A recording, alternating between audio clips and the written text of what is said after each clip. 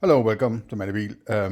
I have been looking into integrated information theory recently and trying to get a grasp on what it is they're actually trying to do, not least because of the fairly recent open letter about integrated information theory being some kind of pseudoscience. And I'm just trying to figure things out here. Not that I necessarily think that I need to spend a lot of time on it, but usually when I start to dig into things, I start to find what I would consider bad thinking or flaws or usually begging the question kind of problems, right? And a lot of linguistic mumbo jumbo, right? Throwing around terms and then trying to convince other people that you actually come up with something new or some explanation or something like that, right? Foundationally, my ontology, my foundations, let me try that again. My foundations, which is my described through my ontology, is a description of my phenomena, right? And categorizing them and showing potential interdependencies, right? And this is because whenever I describe something, when anybody describes something, they are actually implying an ontology. Because the terms they're using, the words they're using, supposedly points to some kind of experience, right? If I experience elephant, I could say elephant, right? If I experience red, I can say red. If I say I feel hungry, then I can say hungry. So the terms are used to reference some kind of experience, some kind of phenomena. Then what you're basically doing when you're doing philosophy is making sure that all the terms you're using are referencing particular phenomena, right? Now, as you dive down into your ontology, it might quickly get quite complicated and potentially fraught with problems because you're starting to maybe make circular reasonings and so on, right? That's what I'm trying to avoid at all costs. So I've been looking into 6 or 7 or 8 videos recently, and there's particularly 2 that I'm going to use here as a ground floor for deconstructing or, reacting a bit to information, or IIT maybe I should say, that's easier to say. So this is just a sort of a starting point for me, and I'm sort of basically thinking out loud. So you have to view it with those glasses on, right? But let's start with a presentation by Giulio Tononi, which I suppose, as far as I understand, is sort of the inventor of this kind of theory. And he's presenting a 2-hour long, or at least fairly long, right? The video is almost 2 hours long. And it's on a channel called Neuroscience and Philosophy of Free Will. So this is integrated information theory with relation to free will. I'm not really interested in free will at this particular point, but he does present integrated information theory in order to discuss free will. So if I'm just trying to stick with IIT, the IIT aspects in an attempt to understand what he's trying to do, right? And maybe come with some qualified criticism. And please check it out. The video, after you watch this one, right? But please go check the channel out at some point later, right? So give the guy some kudos for doing this shit, right?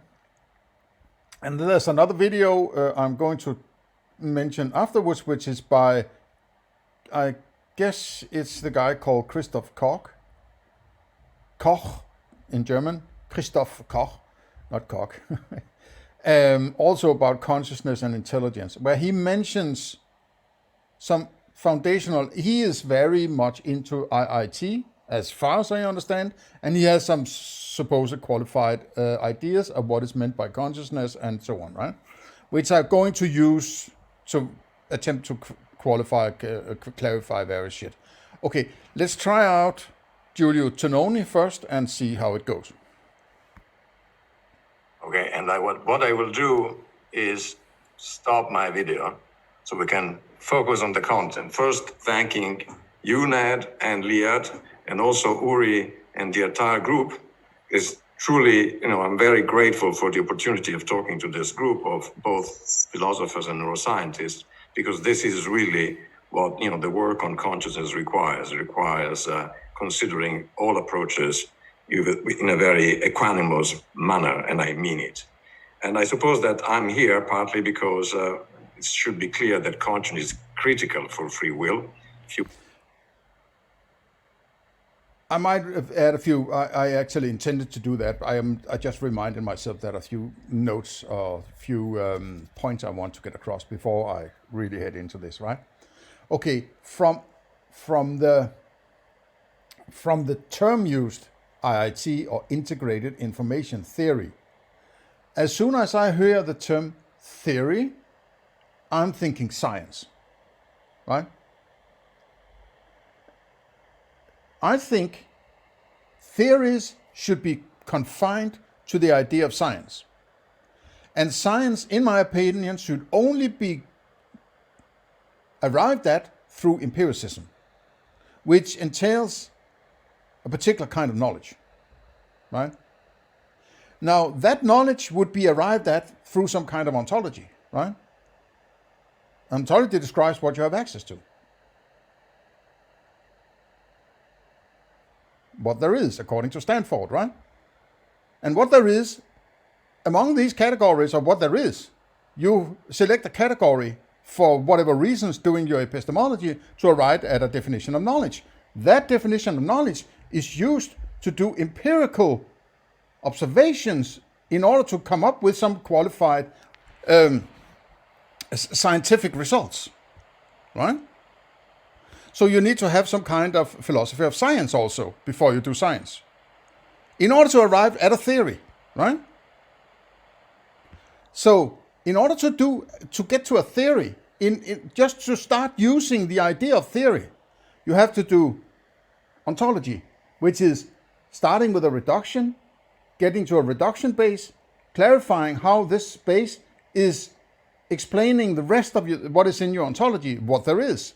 When you've done that, you do some epistemology to get to a definition of knowledge. When you've done that, you qualify how you use that knowledge in a scientific method arrived at through philosophy of science, in order to do something that is empirical, in order to get to a theory, right? So how can you use a theory about consciousness? I'm not qualifying what is meant by consciousness, right? Yet.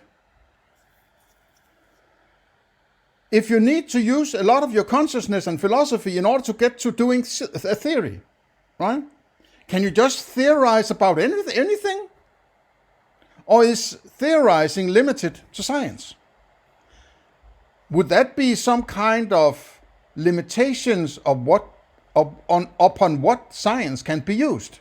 And theories implicitly, right? So if you're trying to apply science where science is not supposed to be applied, you're trying to create a theory about something that you can't create a theory about, right? That would be invalid. That would be kind of pseudo-science, right? If somebody asks a patient, well, do you feel like this and do you feel like that, in some kind of psychoanalysis, I don't know what it's called, right? Sigmund Freud, whatever, right? And say, I feel like this and I feel like that. And if you ask 500 people, what do you feel when I push you in the stomach? Do you feel this? Do you feel that? And create some kind of scientific experience. You're not doing science because you're not observing that which is being reported, right? So that's not empirical.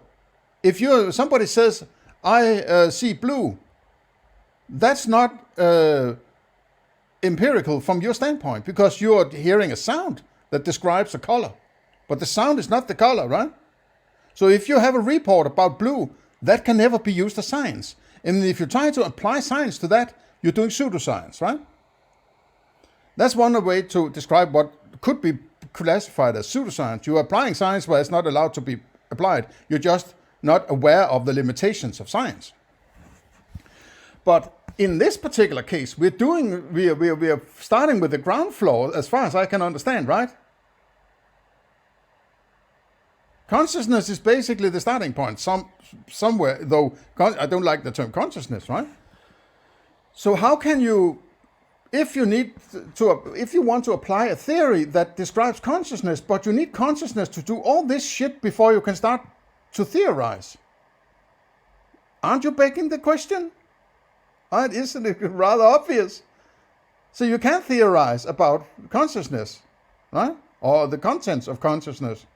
Because you need to describe the contents of your consciousness in order to get to an idea what it means to theorize. So you put in the cart before the horse and so on, right? So I would say from the ground floor, integrated information theory, if it is a theory, it's fucked up, right? It's stupid. It's convoluted stupidity, right? Okay. With that poisoning the well out of the way, let's head into it. If you want to truly understand free will, you need also to have some notion of what consciousness is. And I do believe that. I believe we must indeed start from consciousness itself. Consciousness is not just the world not, as was said a long time ago.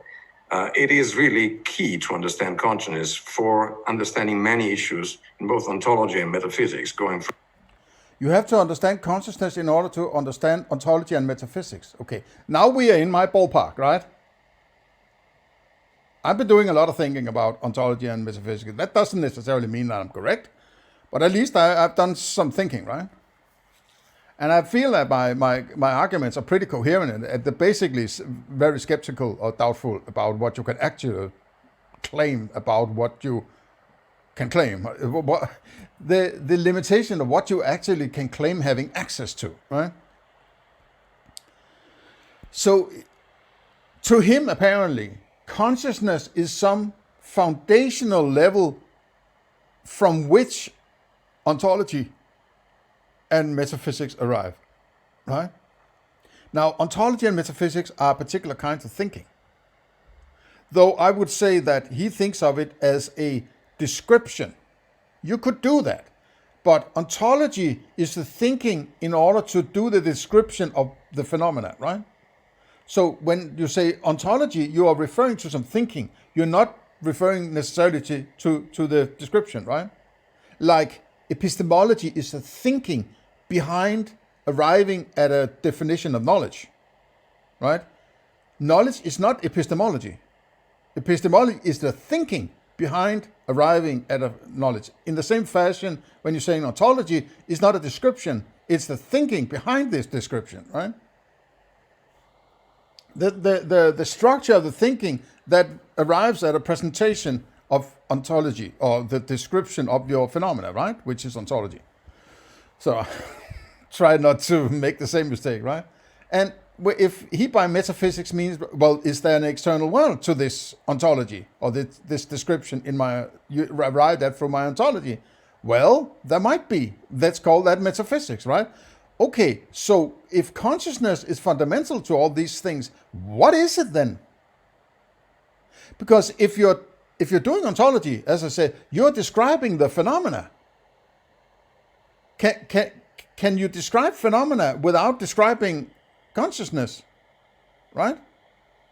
Because it seems to me people take some superstring called consciousness, some undisclosed superstring theory of mind or mentality called consciousness that sort of underlies everything. It has never been described by anybody, in my opinion, what the hell it actually is. And if you say that, well, that's what I'm going to figure out. No, if it's foundational, you have to start there then, right? And that's what Bernardo Kastrup tries to do. He says, well, I have to start with consciousness or mind then in order to get to ontology and get to metaphysics, right? But the whole point, in my opinion, is there is no consciousness. It's a label. It's a term. It's a description.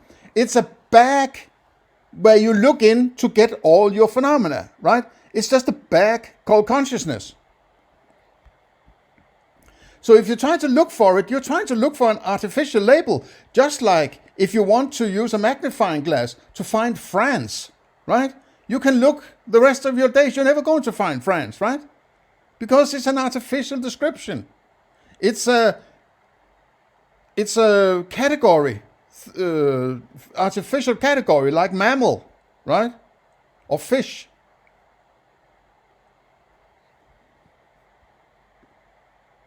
From meaning to knowing, and certainly to free will. So in the first part, as you heard, meaning and knowing. Okay, there's a lot packed into these statements right here, right? It's like foundation of consciousness, then a metaphysics, ontology, and meaning and knowledge. It's like, okay, it's, you could probably spend the rest of your life trying to deal with these aspects, right?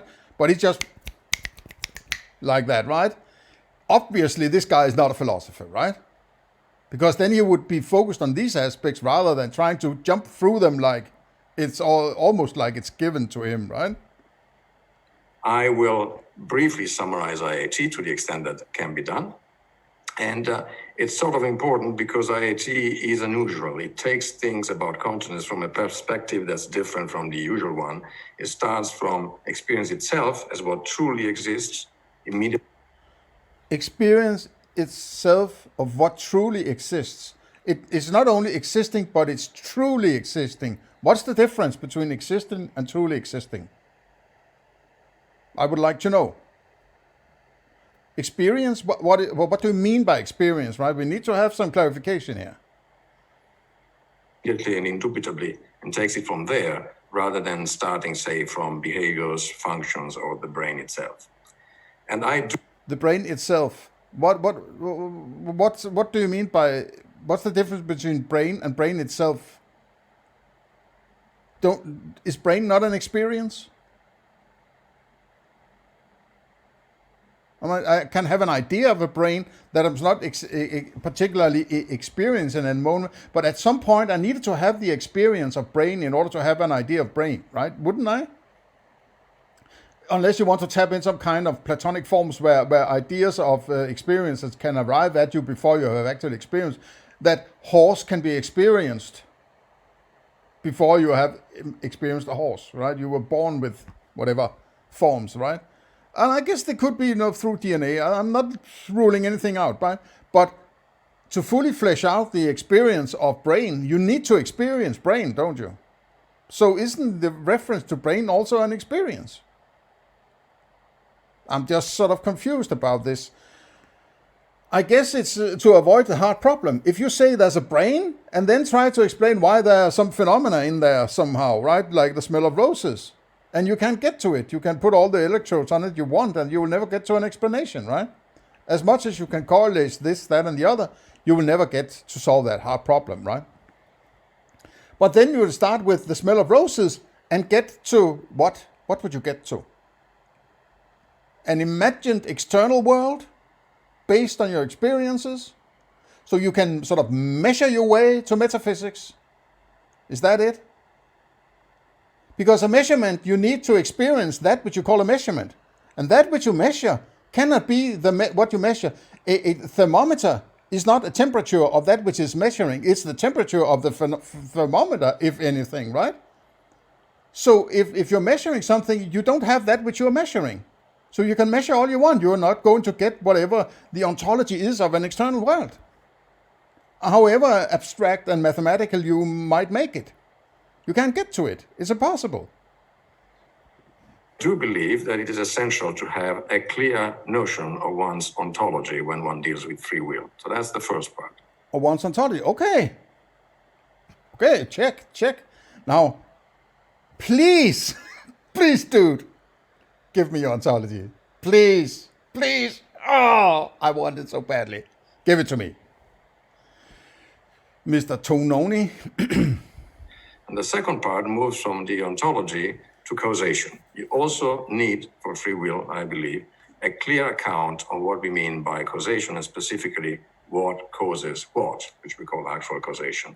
That will I'm not sure that you need that, but okay, if it's about the free will part, I guess there's need for some causation there. Okay, fair enough. I'm not going to dig into that possibly, but I'm interested in the metaphysical aspects of IIT, right? be the second part that leads to free will. Metaphysical / ontological and the connections he's doing, right? Because it seems to me he says, okay, you have to have an ontology, and when you have an ontology, you can start to do this integrated information theory, analyze your experiences, and get to some kind of presentation of what is beyond your experiences, right? It sounds like a bit of a fucking leap, right? But apparently that's what they are claiming that they're doing. And what IT implies for it.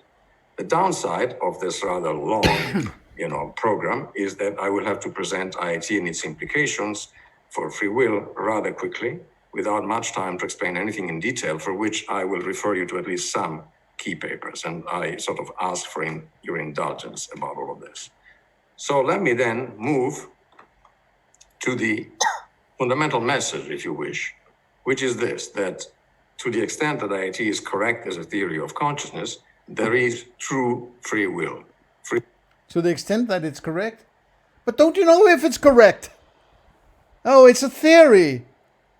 So you never know if it's correct, because theories are stories about what goes on, about something you don't have access to that haven't been refuted yet, right?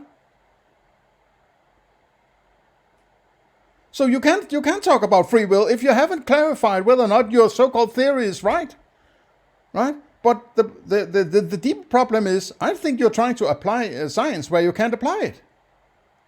Because of the limitations of science, you have to have empirical observations of that which you're claiming to do science on. And another thing is the begging the question level of the structure of philosophy necessary to start theorizing is violated. He's starting to theorizing about that which is necessary to be established before he can start to theorize. That's the built-in problems, I would say, right? And there is true free will. What does it mean that it's true?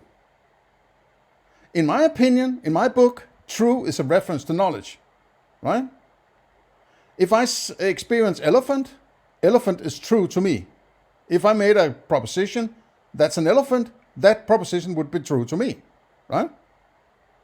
How could you make a proposition about free will? Because you're exactly not experiencing. Otherwise, people wouldn't be so hung up about free will if they could experience it directly, right? Nobody is discussing elephants because everybody can experience elephant, right? But you can't experience free will. So how can it be true if you can't experience it? I'm just confused about the use of the terms here, right? Isn't it usually propositions that can be true or false, right? And then aren't you then just violating the idea of propositions if you're using the term true in order to describe free will? I'm confused here, right? This guy is obviously not a philosopher. Free will in a fundamental sense. And I will hope it will become clear later on what I mean by true free will. But that's the overall message. Okay. So I will just set a very brief stage about free will by saying that when I think about free will, and I know you have thought about it much longer and in much more diverse manner than myself, I think of it in the following way. I think of it as consciousness, the fundamental requirements. There is no free will without consciousness. That's certainly how I see it. But there are some other key ingredients, which are alternative. But there's something else than consciousness. Isn't that dualist? Aren't you appealing to dualism now? Or pluralism? If there's consciousness, yeah, but then there's some other aspect. Well, where do they come from? What is your ontology here, right? I need to see your ontology. You can't just start throwing these terms at me, right? Alternative, the decision control. Are these aspects of consciousness? I mean, you're describing consciousness without, exposing an ontology that could sort of clarify what you mean by consciousness. because I don't experience consciousness, right? So I would like to know or understand what you mean by consciousness. And if you say, you said something, let's hear it again, the way you phrased it, right? Consciousness is the fundamental requirements. There is no free will without consciousness. That's certainly how I see it. But there are some... That's how I see it.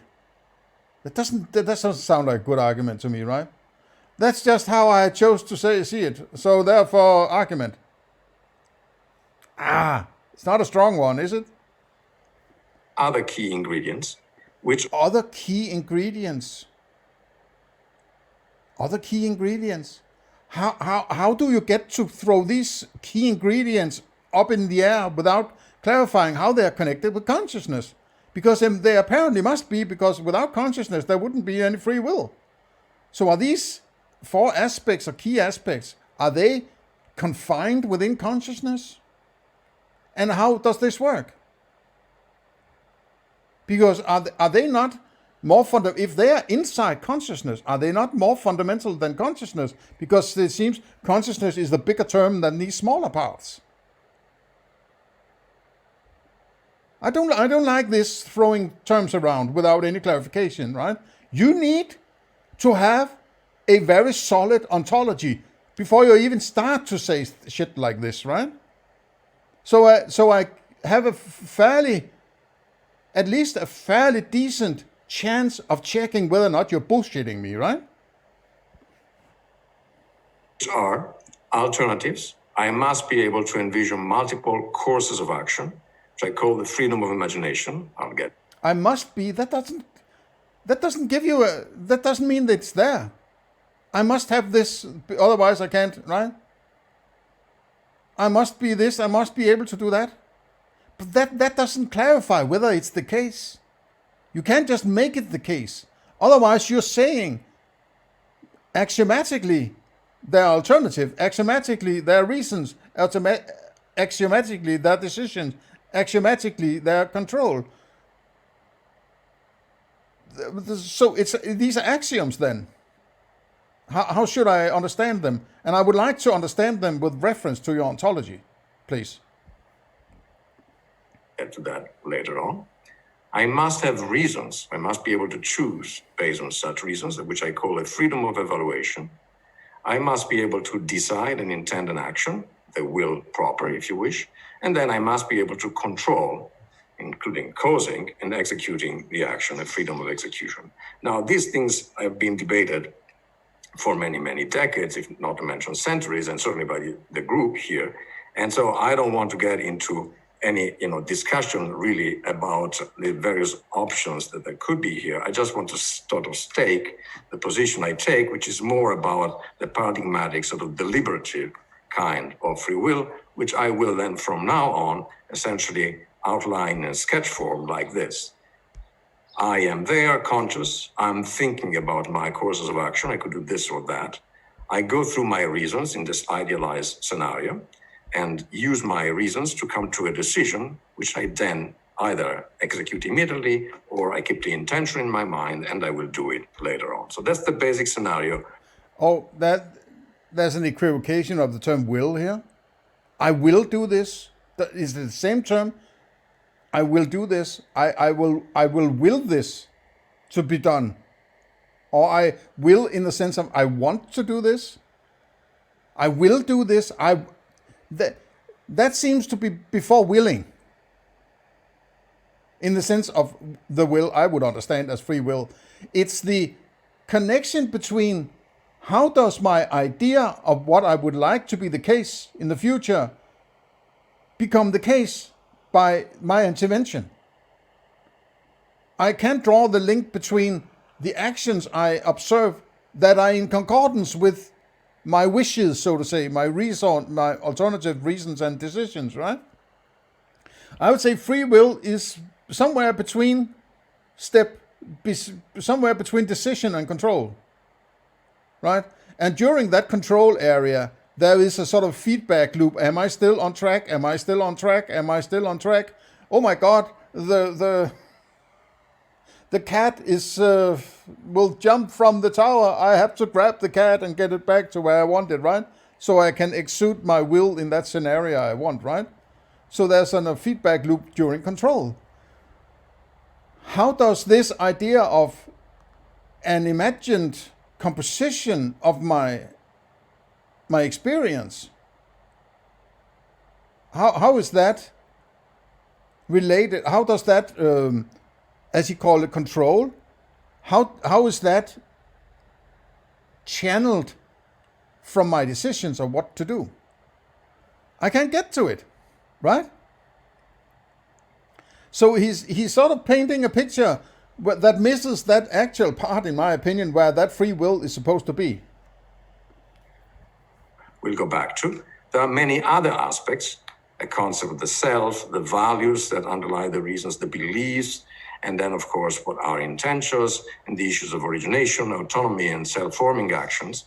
All of that is obviously key. I won't be able to go. So it's sort of, it should just throw words at you, right? So alternatives, reasons, self-values, beliefs, decision, intentions, control, origination, autonomy, self-formation. It just starts to compound and compound and compound, right? Usual academic bullshit, right? Go into all of that. I'm just aware of it. I want to mention, though, the bare bones of this free will scenario. So with that, let me just go to a short introduction to integrated information theory. Don't you need to present that ontology of yours before you do that? So I'm sure that you're not bullshitting me. As sure as I can possibly be, based on whatever that ontology might be. The key idea here, as I say, different from what normally is done, is that IAT does not start from behavioral functional neural correlates. You don't take the brain and ask, how does it give? I don't think that's a good starting point to say, yeah, I have a theory. Okay, the first bullet point is it doesn't do this. It doesn't do it this way. It's the old, yeah, there's somebody over there who does it in a stupid way. I'm not doing that. No. It's the same as if I'm describing my bicycle and how I use it. And I start off by saying, well, it is not like walking.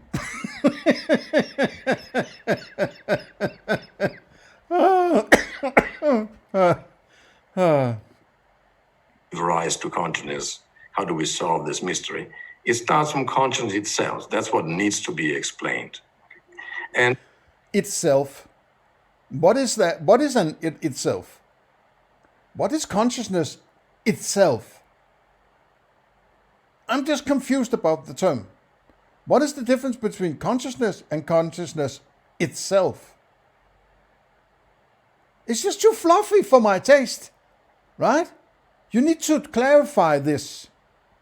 Consciousness is just grabbed out of the air, as if everybody fucking knows what it is. But isn't that what you're trying to explain, man? Right? We start with consciousness, and then we're going to explain consciousness, or what? I mean, is it only metaphysics? Is it consciousness beyond consciousness, or what? I just don't understand how the terms are being used here, right? And it does so by identifying those properties of consciousness which are essential. By that I mean the properties of consciousness.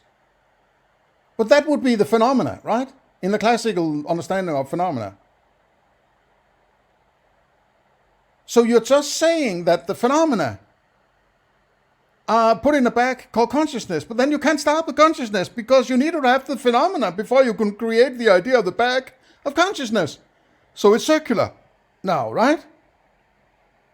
So you say you're starting with consciousness, but you jump into the phenomena and say those are inside consciousness, but they have to be more fundamental then. So why are you using the term consciousness rather than pointing to the phenomena? Mean that they are immediate, indubitable, and true of every conceivable experience. IIT calls them axioms, and there is, in fact, nothing that's more axiomatic than that in my mind. It then translates these essential phenomenal properties into essential physical properties, which it calls cause-effect power. Cause-effect, but oh, man.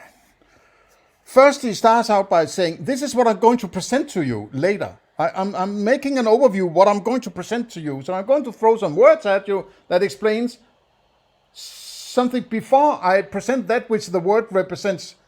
Right? It's like, but you can't do that, because if this is foundational, you can't use some other words to describe what you're going to present as the words later, because that needs a proto-ontology. So in order to understand what you're saying, I need an ontology to understand the words you're using to describe that which you're going to present in a moment. Right? You can't use words to describe something that is not the thing you're describing. That's not the thing itself. It's not the thinking itself, it's ontology itself. Otherwise, you're just throwing words at me. Right? You're just manipulating using terms, right? And throwing so much fluff up in the air, and there's a smoke screen, so I'm so lost in what you're actually doing that I can't get heads or tails in it. And then you're basically sort of hoping that I'm going to be so confused, I'm going to say, this guy has a PhD, he's a professor, so I have to just do what he says because he's probably very, very smart, you know? Those are the properties that a physical system must satisfy to account for the presence of experience. And those are called postulates in IIT. And for the presence of experience. But isn't that what you... My God, man. You have a big bag called consciousness you're not clarifying. But you're saying there's some experiences in there. Some phenomena, I suppose. You're going to use those phenomena to jump from some axioms into some descriptions, some mathematical descriptions that are going to be explanations of the phenomena. But you use the phenomena to start doing this theory, man. So you can't stand in your bucket and lift yourself up, man. It's fucking stupid.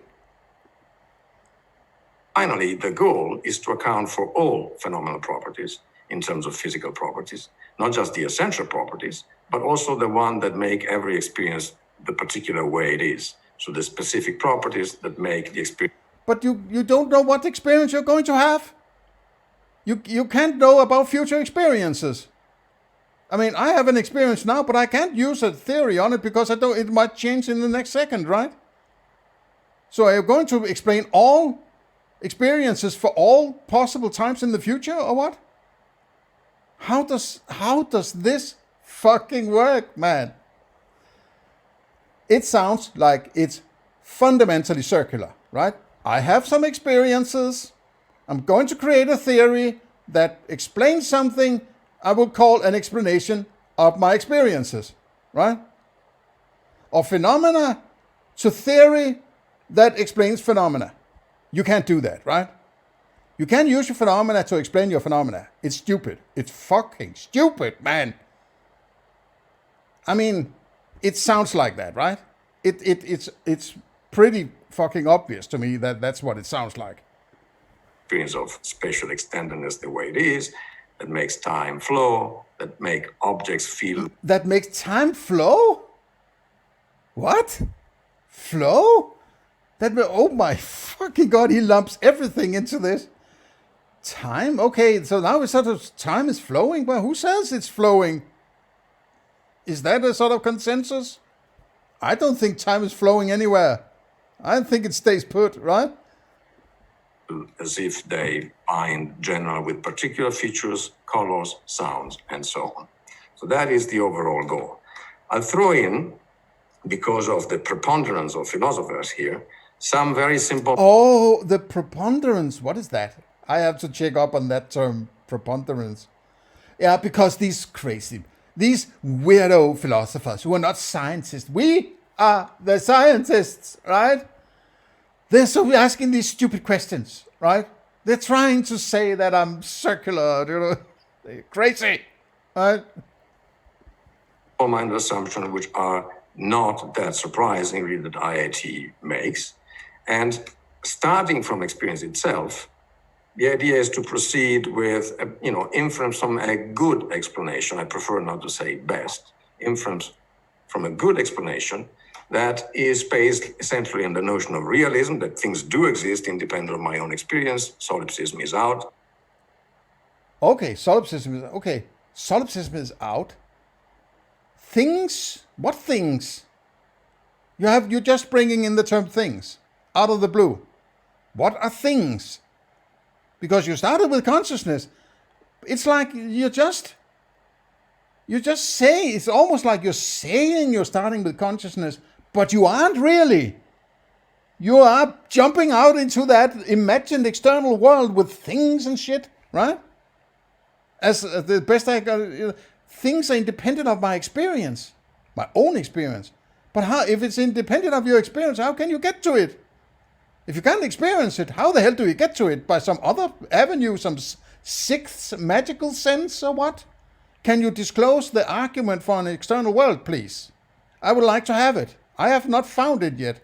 All these smart people out there who are talking about an external world, I would like at least just one of them to explain to me what is that fucking knockdown argument that makes me say, of course there is an external world, man, right? What's the argument? Let me have it. As a good explanation. Above all, physicalism in an operational sense. The criterion for... But why does it have to be qualified? Operational sense? Physicalism is a metaphysics. It's not an operation, is it? What do you mean operational sense? How do you do this linguistic mindfuckery, right? Physicalism is the notion that you have direct access to some world outside your experiences through your experiences, which is stupid, right? It is beyond fucking stupid. Physicalism is the most fucking stupid metaphysics ever invented, right? But you just say, if you see it like operational, so then now it's okay, I can use physicalism or what? Give me a break. For existence is cause-effect power, taking and making a difference. And that can be embodied essentially, operationally, in a transition probability matrix. You take something, you check whether it takes or make a difference. That's the essence of what physical means. And ideally, we go down to this. Is it? Yeah, but you say physicalism. Not that it's physical. Physicalism is a metaphysics. Physical is a description of your experience, right? Particular aspects of your experience. I would say that's cognitions, right? If I say that that's a monkey, I experience monkey. That monkey is physical in a sense, right? It's a sort of particular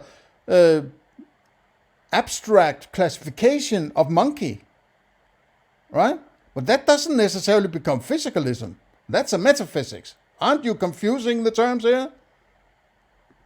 Smallest units that we can actually observe and manipulate operationally, the unit transition probability matrix, which is simply because if you go down to the smallest units, then in principle, you don't leave anything out. IAT, importantly, actually don't assume any intrinsic residue. It's ideally fully operational. Everything is cause-effect power all the way down. And so I'll just remind you then, the keys... All the way down, there was something called atomism there. All the way down to atoms, but an atom is an abstraction. Matter is an abstraction, molecule is an abstraction, and so on. It's an abstract reduction. So it can't be experienced then, right? You're confusing abstractions and experiences. There's a difference between elephant and the idea of matter. So you're switching between the categories now, right? This is a very, very stupid kind of thinking, in my opinion, so far, right? Cause-effect power all the way down. And so I'll just... And all the way down? What do you mean down? Down where? Down to what? Is it a reference to this turtle genre, all the way down and so on? All the way, it seems a little too poppy for my taste now, all the way down. Guess what do you mean by it? All the way where? All the way down to my experience or what? If I experience monkey, am I experience atoms? How the hell would I know? Because I didn't know about atoms before somebody told me about them, right? I'm experiencing a fucking monkey or tomato or bicycle. I'm not experiencing atoms. Atoms is an idea, right? It's an abstraction. From empirical observation, right? based on empirical observation. Atom is a theory, if anything, right? Let's remind you then the key step of not starting from physics and trying to sort of squeeze consciousness out of it, not phenomenology out of physics. Okay, so this is an attempt to reverse the direction of how the hard problem pops out. And then rather than saying, okay, how can I get consciousness, quote, from brain? Then I'll start with consciousness and then get to brain. Or get to matter, whatever, right? But what is it you need to get to? I'm interested in it. What do you expect to find? If I'm experiencing, having a phenomena like tomato, right? And I start to inflict this theory on my tomato, what would I expect to find? And what would I use it for? Would I have a new theory, a new understanding of tomatoes? Should I use tomatoes a different way, or should I shove them up my butthole instead of, eating them? Or what would change? Well, I can see what would change, right? I will still slice my tomato the good old way when I make a Greek salad or whatever, right? I'll still use my bicycle the old way, right? I'll use my car the old way. I will walk down my pathway the old way. I will turn the key in my door the same old way. I'll take a morning dump the same old way, maybe a slightly different angle, just to, What will change? You're still locked into your experiences, right? And the point is, as I pointed out in the criticism of Bernardo Kastrup, that is, if you get to a metaphysics, you are getting to that metaphysics because you have a physics or you have phenomena, right? It's because there are phenomena, you're thinking there might be something outside my phenomena. That fabled external world beyond his own experience, as he mentioned before. So it's because there are experiences, he says, there might be a world outside my experiences. So it's because of as I keep saying, it's because of the experiences or the phenomena, right? So he's using phenomena to get to a metaphysics. Okay, so if that metaphysics changes his understanding of his phenomena, then he is violating that foundation he used to get to the metaphysics. And then he gets into an infinite recursion, right? And if it doesn't change my understanding of my phenomena, why the hell would I want this stupid theory, right? What is it for? Will my morning dump be in a better quality, or what? What does it bring to me, right? How does it change anything? I mean, it might change my understanding, but is it just not because somebody came up with some unqualified bullshit that might erroneously change my understanding of my phenomena? Because I believe in the shit rather than scrutinizing to find out whether or not it's actually just some begging the question kind of bullshit. Which is the usual starting point, at least since Galileo. But starting from phenomenology itself, which is the source of all explanation and the time. Now it's phenomenology itself. Before he was starting from consciousness itself. Now he's starting from phenomenology itself. Phenomenology is the thinking about phenomena, isn't it? So it's a kind of philosophy that is the starting point now. Phenomenology is not phenomena, is it? I mean, I'm just confused about the use of terms here. It's worrying, the level of conflation of terms here, right?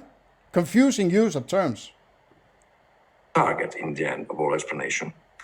And from this, see how far we can go with an operational, that is, physical approach.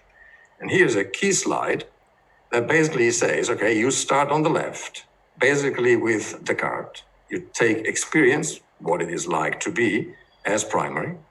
That is what exists immediately and indubitably. And then from there, you posit that there is a world outside of you, independent of you, which is You posit? Is that an axiom? Why do you posit it? Why do you need to posit it? Why do I need to posit there is an external world? Why? What is it about this magical realm, right? If you can posit it, what does it mean to posit it? Just, hey, I made a posit. I made, external, I said the word external world. So therefore external world, or what? That's bad arguing, right? I need a fucking argument that is based on your ontology, that is based on your phenomena, that makes me say, of course there is an external world. Either you're going to do that, or you're going to say, I am working from the idea of an external world. I'm working from the idea that some of my phenomena, the way they are behaving or whatever, the quality of them is because of an external world. But then it stops there, right? You can't go any further and make new abstractions upon that abstraction, because that is what it is. Or an imagination, maybe you could say, right? So you have an imagination of an external world you don't have access to. By default, it's an imagination then. But can you then imagine something based on that imagination? If you have an imagination of an external world, that is sort of a spatial area beyond your own experiences in some way or another, right? That's one thing. But then starting to say how it's composed is another step, which is based on the idea of that external world. You have to use your experiences to get to that external world, but you can't go to the external world and look at it. So you have to apparently look at the same old or some different phenomena to figure out what is the composition of it also, right? I'm not buying that, because I would say that's an imagination based on imagination. That's invalid. That's not good philosophy. That's not good thinking, because then there's no end to the amount of imagination you can throw at me, right? It has to be anchored in your ontology. Physical takes and makes a difference, and atomic here is indicated as a physical substance, say the brain. Within the brain, some smaller units, say neurons, or you could take anything you want. Brain, but what is that? The brain is not outside you. What is it? What is this? This is just a picture, right? So are you trying to paint a picture of a brain, and then saying this part of my picture is going to be your tomato? I mean, man, right? Why are these people being funded? Why? And I've also heard that the amount of computational power used for this is next level, right? It's only the sun that can power the computerization that is necessary to make these stupid calculations. Why don't you mine some Bitcoin instead and save the world, right? Rather than this bullshit. Who's financing this shit? These people should be defunded immediately, right? This is one big begging the question kind of bullshit. Unphilosophical crap, right? I have no patience with it. Okay. I don't think I don't need to qualify this much more, because the foundations is fucked up to the best of my understanding, right? And he also has this, you can go read my papers. If you want this foundational shit, you can go read some papers. I have that, I'm going into all my calculations, all the people I have who are sitting there using these supercomputers to calculate, shit I don't need, right? Let's have it from Mr. Christoph Koch. I think that's the name, right? From MIT CBMM. I'm not really, it's a symposium called Brains, Minds, and Machines, right? Let's have it from Christoph, who is sort of another patient, another Freudian slip, another dude in this congregation of IIT, right? Tension in my eyes, the scene in front of me, namely you, I'm unable to sort of consciously just, apprehend the left half separate from the right half. I'm consciously unable to, for example, see only black and white information that surely is available in my visual system. We know this, but I also see color. I'm unable not to see color, right? Unless there's something wrong with my photoreceptor. I'm unable, if something moves and I have a properly functioning MT and motor system, I'm unable not to perceive the motion if it forms part of this one conscious experience. And so from that is the idea that that conscious is sort of a set of information, that consciousness, which is really experience, that's what it's just a different word for what we... That's it. Consciousness is just another word for experience, right? And then that has to be foundational for this theory? So, if consciousness is foundational for IIT, then IIT uses experiences to come up with a theory about experiences. Can it be said more clearly that this is fucking stupid? It's not just pseudo-science. It's stupid. It's ridiculous. It's so foundationally begging the question circular that I'm struggling to understand how the fuck these people can be financed, right? But it's again, if you don't have your foundational shit, settled, of course you're going to jump into some weird shit because you want to go there, and then you create all these circular reasons that is sort of in the smoke screen or the fluff of words that the understanding is lost, and you lose track of whether or not you're actually doing some rigid thinking here, or you are basically shitting yourself and everybody else around you. It sounds to me like it, right? Come up with a theory about consciousness, and consciousness is another way of saying experiences, according to Christoph Koch here, right? So if that is what you're starting with, consciousness, you're starting with experiences, according to Christoph Koch, right? So if you come up with a theory about consciousness, you're basically saying you're using experiences to come up with a theory about experiences. Do I have to spell it out? These fucking idiots, man, right? It's fucking stupid. Okay. Have a nice day. See you in the next one.